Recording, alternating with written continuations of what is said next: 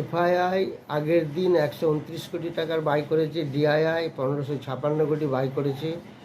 FII এই মাসে 9245 কোটি টাকা নেট সেল, ডিআইআই 27,000 কোটি টাকা নেট বাই। নিফটি একটা সাপোর্ট 24,995, রেজিস্ট্যান্স 25,198। নিফটি একটু ওভারবট পজিশনে আছে, একটু খেয়াল রাখতে হবে।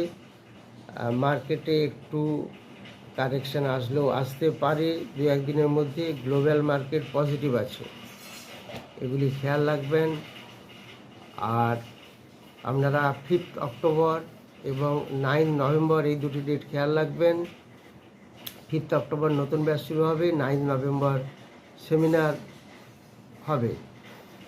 এছাড়া গ্লোবাল মার্কেট পজিটিভ আছে, খেয়াল রাখবেন।